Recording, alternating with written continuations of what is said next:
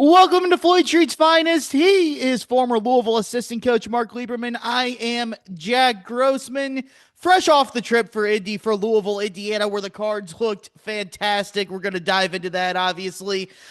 Indiana won a football Big Ten championship. I just had to mention that, Coach. I'm sorry, I had to do it. No, I mean, are you kidding me?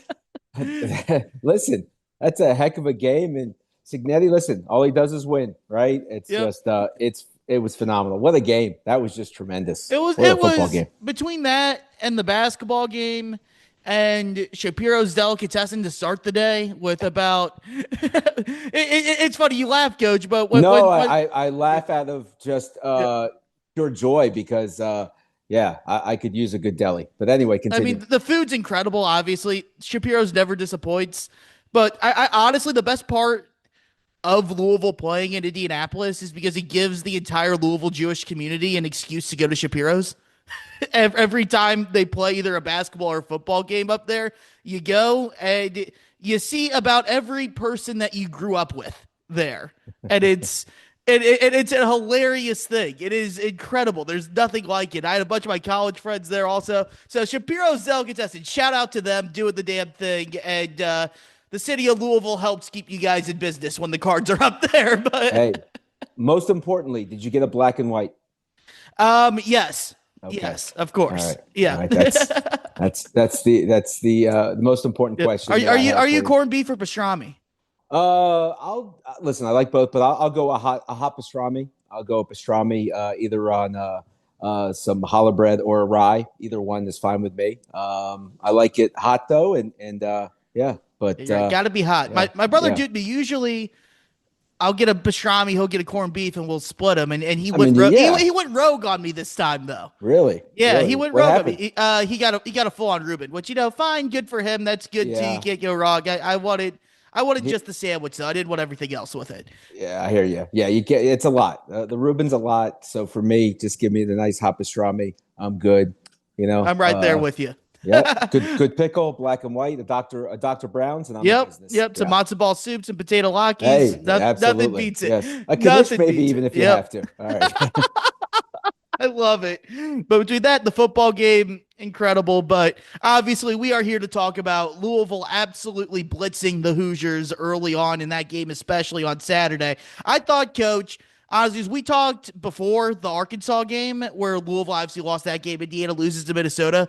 Both those outcomes happened. And I felt good about Louisville in this game against Indiana before those two games happened. Then both those games happened, and I go, well, let's see. I thought Indiana's best chance was to slow the game down and muck it up, and then you saw Minnesota drag them into a half court game, and Indiana really struggled with that. I go, okay, so if you can't compete that way and you can't compete running, it could be a long day. But I would argue more important than that, the way Louisville lost that game to Arkansas, to where Arkansas was such the aggressor. Louisville was incredibly passive, I thought, in that game, especially in the first half. They attacked a lot more in the second half. They got back into the game, but especially early on the glass defensively and settling for a lot of 3-point jumpers. I thought Louisville was going to come out of that. Pat Kelsey was going to be probably pretty pissed off, to be honest, and really make sure they were locked in and focused and ready to go. And my God, those first 6.5 minutes on the defensive end, I know they scored the 16 points too, and you broke this down on your coach's corner on ESPN Louisville Plus, but Louisville was so locked in on the defensive end and just physically overwhelmed Indiana on every facet of the game early on. To where, really, I know Indiana made a couple runs. They got back into it for a little bit, but the game was effectively over after those first 6.5 minutes with how locked in, how intense Louisville came out, and how much they impacted the game, blowing up everything Indiana was trying to do on the offensive end. And really, a lot of times, even preventing IU from getting shots up, much less good looks early in that game. Oh yeah. Look, uh, games don't start until you're punched in the mouth. And certainly in the Arkansas game, look, this team is really good, especially when they're defending. And I think that was obviously the mindset coming into the Indiana game. When you see Conwell picking up 75 feet from the basket and just absolutely just dogging the Indiana guards, and then it just becomes contagious, and everybody is just connected, and that gets you going. I mentioned it on the breakdown, Mikael Brown picks up that foul. But then after that, he's like, hey, my bad. We don't need to reach. We just need to get after him. And you cause more turnovers and more havoc with your feet than you ever will with your hands. And you can just see where those guys were just, a defensive mindset. And for them, what is that? That initiates their offense. And against Arkansas, it just was something that they just couldn't do. They couldn't get those stops. They couldn't get the rebounds. They couldn't do those type of things only because of a mindset. I really believe this team, they play them again. It's a different story. And you can just tell how their culture just absolutely just eviscerated Indiana offensively in the first half. It did. And even into the second half, I know Indiana finished with, I think, 51 points in the second half. About 51, and but 22 of those came after Louisville was up 19 with 3.5 minutes left. So A lot of garbage time points there for the first 37 minutes of that game. And I know IU made a run after the 16-0 start to get back into it. Part of that just because it's virtually impossible, not virtually possible. It is impossible to play at that insane level of intensity for a full 40 minutes. But when you can do that in spurts and still play with an incredibly high level for the rest of the game, that's where you go from being a really fun team that's really great offensively to a complete team that can, make a Final Four and make a run at a national championship. And Louisville reacted, I thought, incredibly well to taking that loss against Arkansas. Oh, no doubt. It's all from a coaching standpoint. You want to see, especially how your team's going to react to a game that when you go on the road, you see, and to me, that never bothers me. Everybody's talking about, you see guys fussing on the sidelines and getting into each other. That's what you want. That's what you want, guys that care enough that they're going to demand what the standard is. And so, you come out and you could just tell whether it was film. Coach Kelsey talked about those 2 days. They were getting after it on the defensive end. These guys just couldn't wait. They were licking their chops to get out there and play. And that's a sign of a team that, yes, is built for March, because there's going to be games where, yes, they can't get into the 80s and the 90s, even though they were still able to get into the 80s against Arkansas in 87 this game. And look, it could have been 100. That doesn't matter. The point is, this team can get stops when it needs. It can defend their team defense. Just a little thing, just watching the game, and I talked about it. It's great to see how connected they are. They're constantly tagging and shrinking gaps and blitzing out and extending their pressure. So when they're getting into it, when they can score, obviously they can extend their pressure, and that makes them even a more complete team. So it's fun to see what they're capable of, and it's only going to get better. I really believe this team is really just growing and growing from that standpoint. And you mentioned with the off-ball stuff. I mean, I thought that was. Because we know Louisville can pressure the ball when they want to. We've seen that time after time so far this season.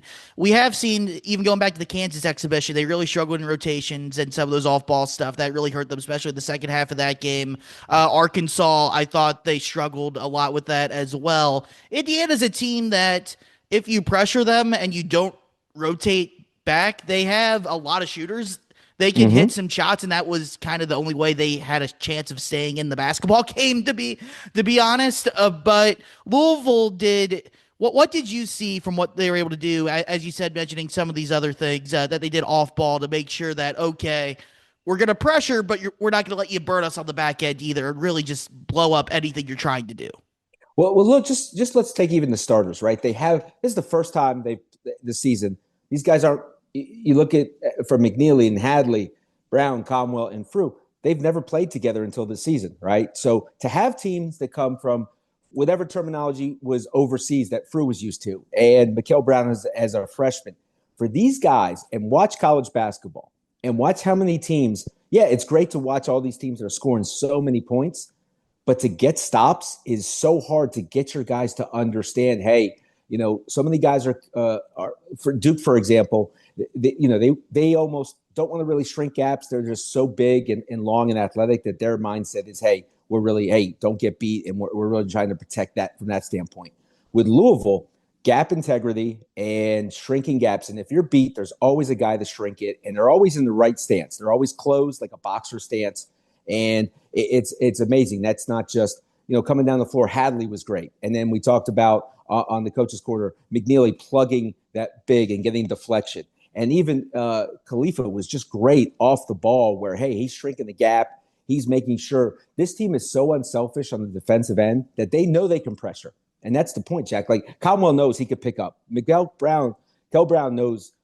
People have pointed out, I've said Mikel sometimes, so Keel or whatever. I've got to make sure I pronunciate it, make sure I pronounce his name right. But regardless, you're watching this team, and if they know they can pressure and being unselfish on the defensive end, they can really extend it. And so because of that, the guys off the ball know, hey, we're there.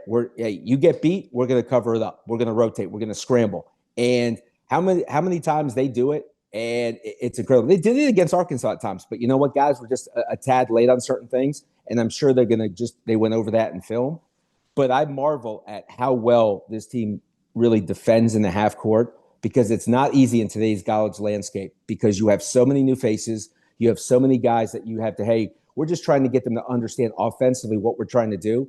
And for November and December to have a team that's that connected is really phenomenal. And I cannot stress that enough. So just watching them shrink gaps, close out, blitz on ball screens, not just, hey, be worried about their guy. How many times, hey, my guy doesn't score, I'm really consumed with my guy. That's not this team. This team has one on the ball. 4 guys are always off the ball ready to help. And to have that, man, imagine how much better they're going to continue to get. And you could see how much fun they have on the defensive end too. Like they're getting after it. They're excited to guard. And those are signs. And I said it from the beginning. That's a sign of a team that can win championships. Yeah, and I thought also because of that tone they set early, Indiana made a conscious decision later in the first half and into the second half of, look, we can't get anything in the half court against this team. Anytime I thought IU had to run a half court set, I can't think of any good shots they got throughout How the far game. were they? Yeah, look, when you start your offense that far away, when the first pass is really being contested because of the ball pressure. So instead of catching it where you're towing the line and you're ready to make a play, and 2 or 3 feet away from where you want to catch it, completely blows up the continuity of what you're trying to do offensively.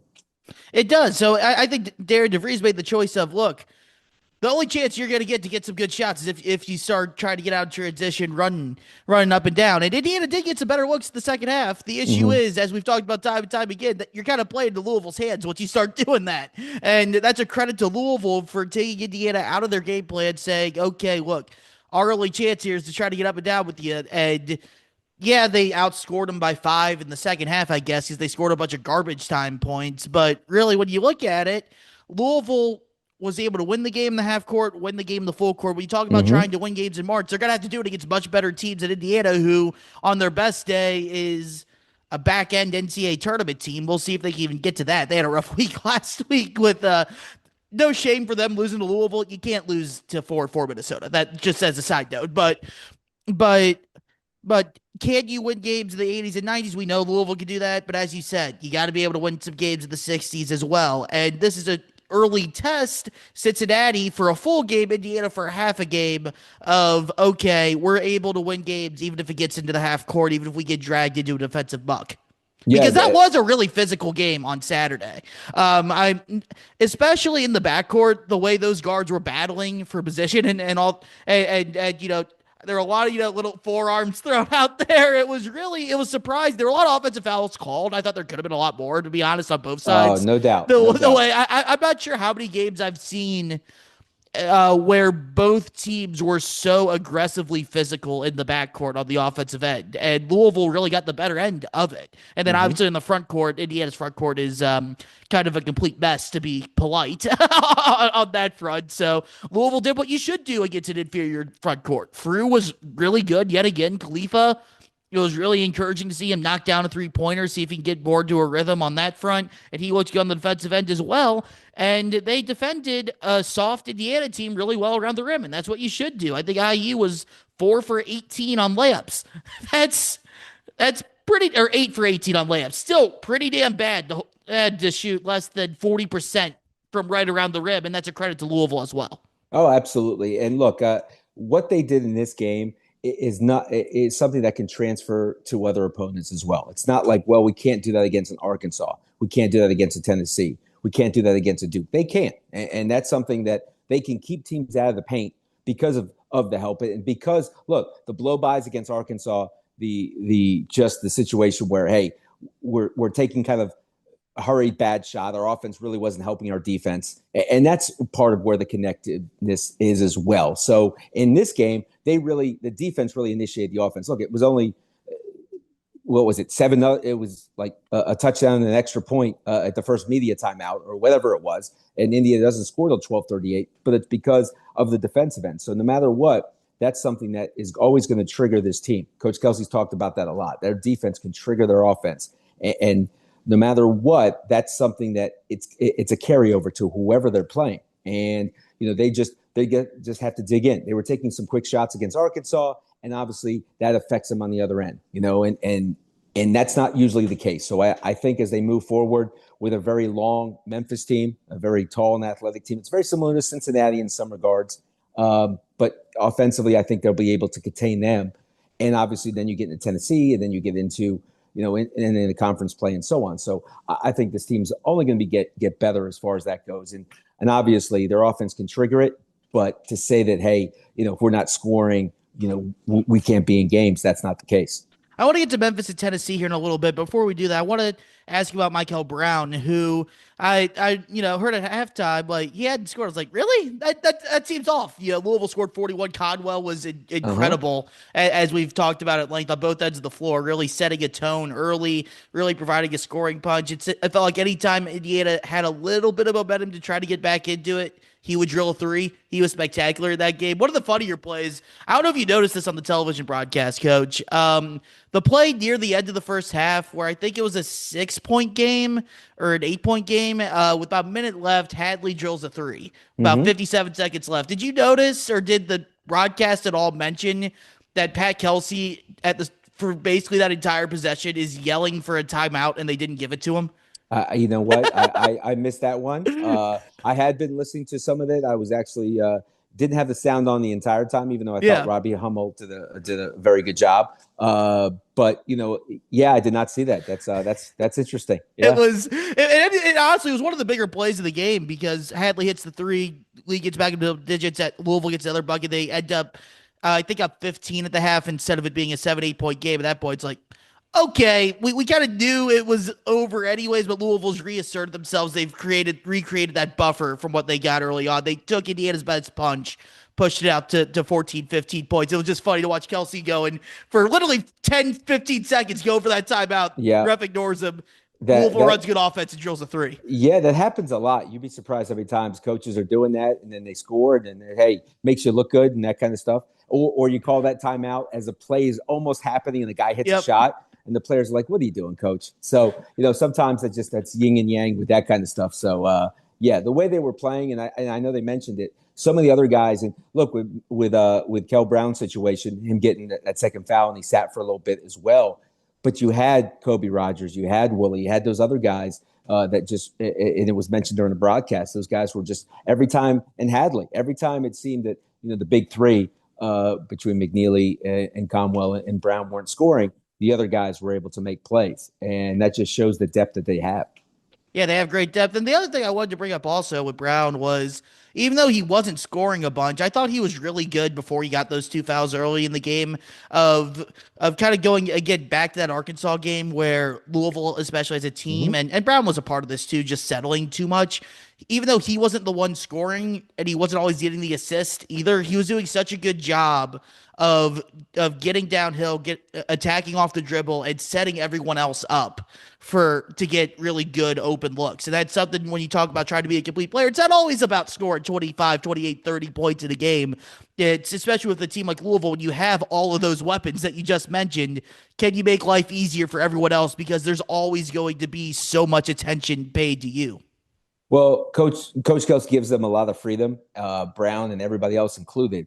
And certainly in Arkansas, there were some bad quick shots instead of some good early shots. And you watch this game, they obviously got back to details because every cut was attention getting. And there's times where Mikel Brown was changing his speeds, and pace is more important than speed.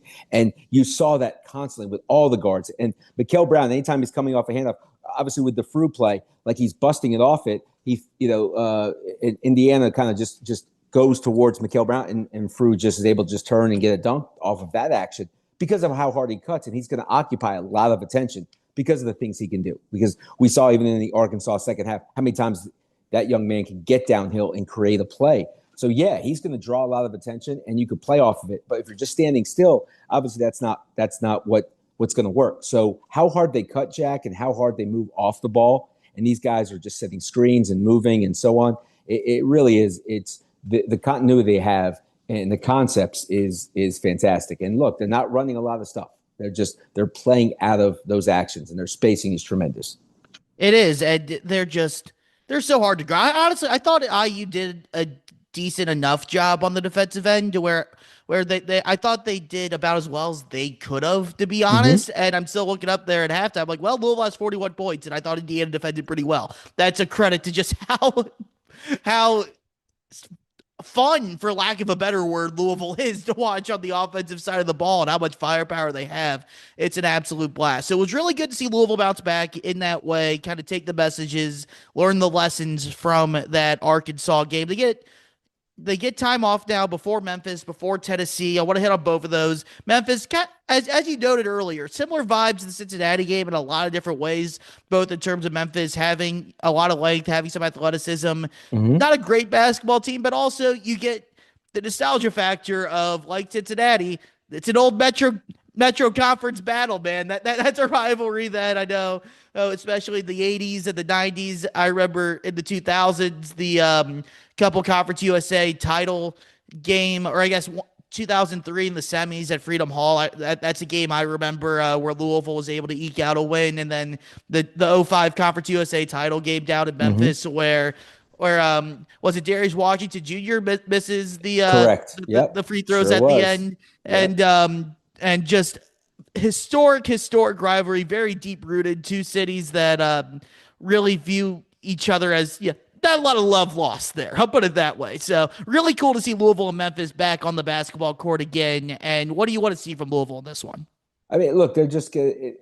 I don't think there's anything that different I want to see. Just the continuity. Hey, the consistency. That hey, we're going to continue to guard. With Memphis's look, they were struggling. They've coming off 3 wins in a row.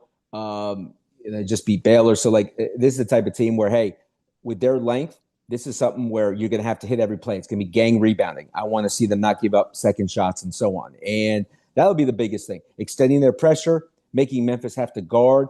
And you know what's great for this team is to continue to go against so much length and finish around the rim and use their shot fakes and create opportunities as well. So I'm not looking for them to come out and do something they haven't done. I just want to see them put those games, a string of games together against the good competition 2 or 3 times. And so this is another litmus test for them. Hey, you know what? We're going against that length because obviously it bothered them against Cincinnati. It bothered them a little bit against Arkansas. But that's just a situation where they were kind of settling. When they can get the ball to the second, third, fourth side and make this team overclose and create those opportunities and now put 2-on-1 situations together, then that's how they can really attack. And I think they really did that in the second half against Cincinnati.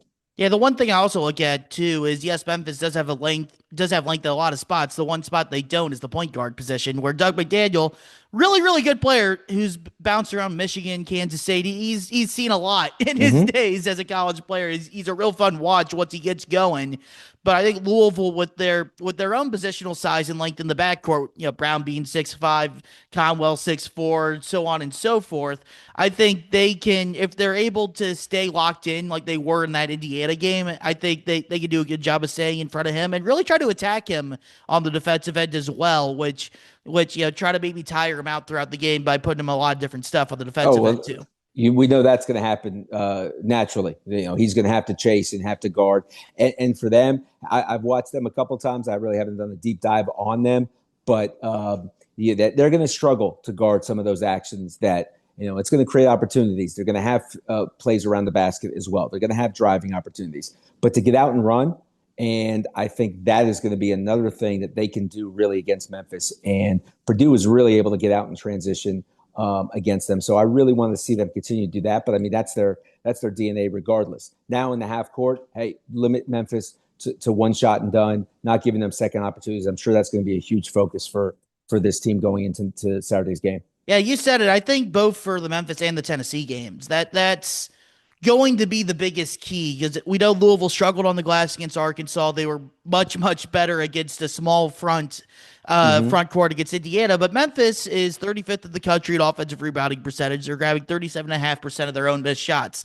Tennessee, next Tuesday, is the best offensive rebounding team in the country, coach. Would you like to guess what their offensive rebounding percentage is? Uh, I, you know what? I don't want to be so far off kilter, so I can't wait for you to read me the numbers. So For 43.5% is what they're mm, grabbing. That's a crazy number. it's bonkers. That's Yeah. bonkers. It really So is. so that's gonna be, I think, the biggest thing to look for in both of these games, Uh-huh. because we know that's really the only thing Memphis does extraordinarily well, and extraordinary might be a little bit of a stretch there. Top 35 team in the country, you're really good at that. But Tennessee, like we said, the best offensive rebounding team in the country. The front line's been the question mark nationally, especially for Louisville. Can they answer the bell in these two games? Is going to be It's going to set the stage and really let you know where you're at, how much farther you need to go for the rest of the season and improve on that front.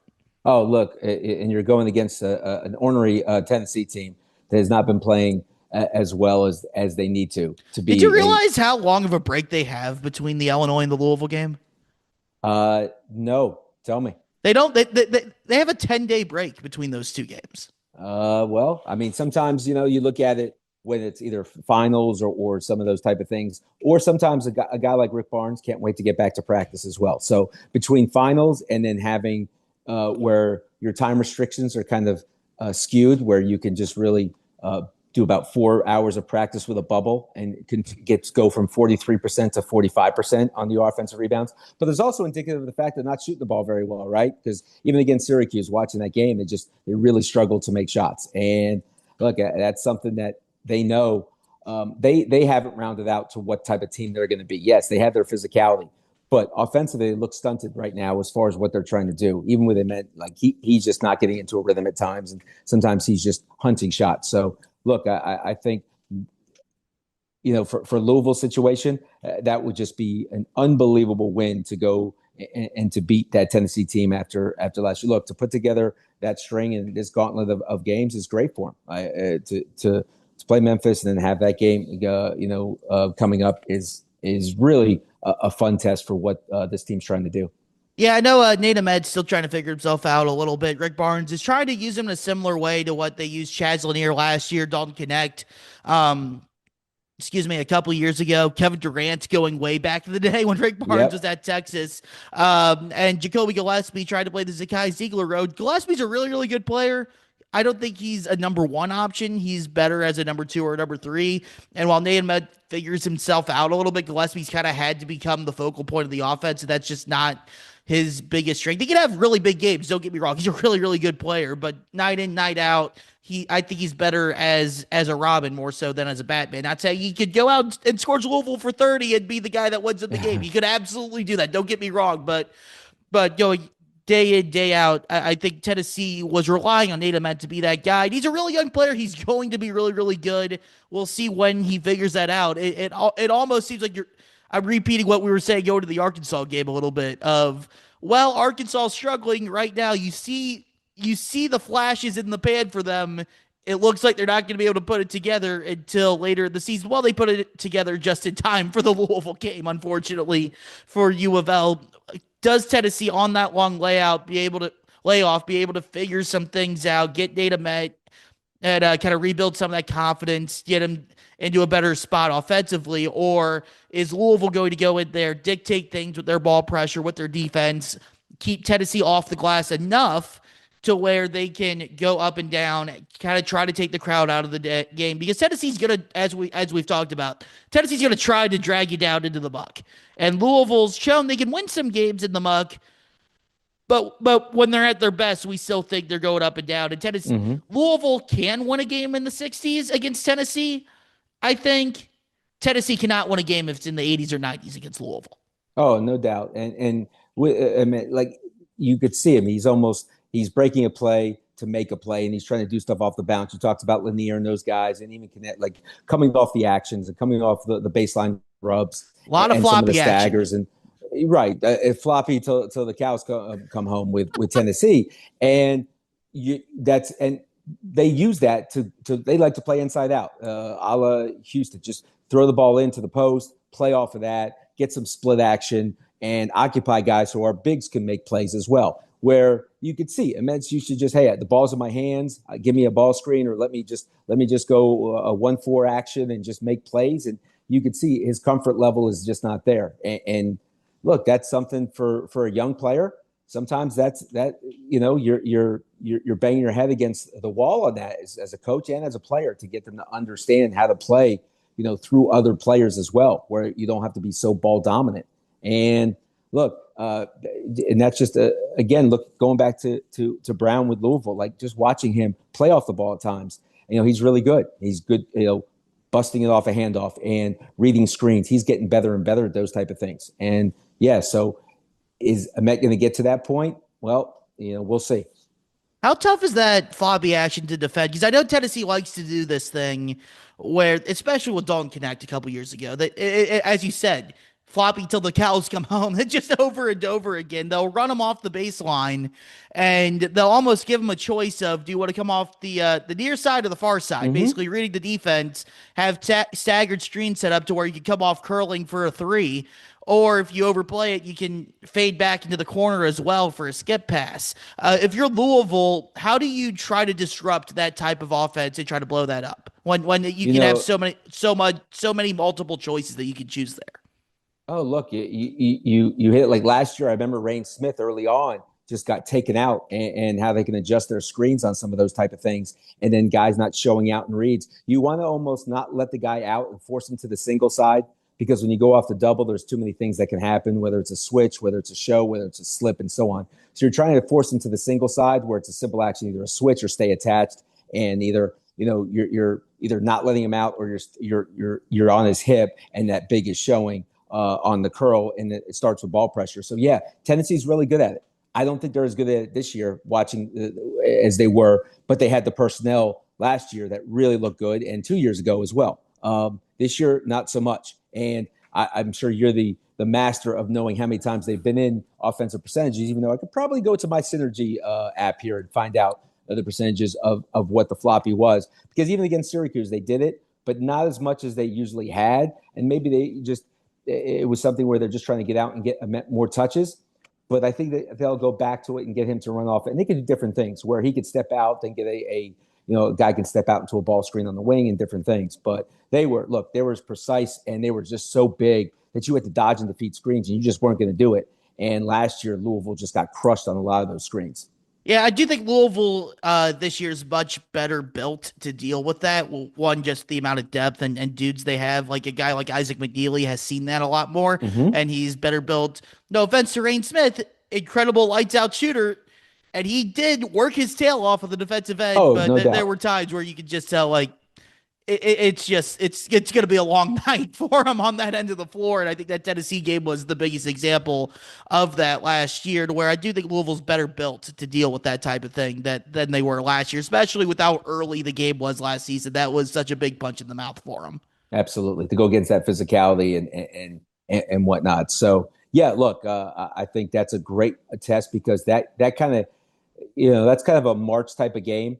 And when you go into that one, that's going to be what you're going to have to play in the round of 16 or whatnot. You're saying, okay, these are the games that it'd be great if we can get out and have to score 80, 90 points. But there's going to be those games where we score 75 and still win, because Tennessee's certainly going to try and slow that game down as much as they can. And they're going to be desperate too. You mentioned it. They've been struggling. They've lost 3 in a row coming off of this. And those Rick Barnes practices during that 10-day layoff, I'm happy I'm not in them. I'll put it that way. I'm sure he is not thrilled with them. He's going to have them geared up and ready to go in Thompson Bowling next Tuesday. No doubt. No doubt. You're absolutely right, Jack. You would have to be there and have to be have a pad and bang some guys and or be a screener and tell guys to run you over to get through a screen. So I'm glad you're not there.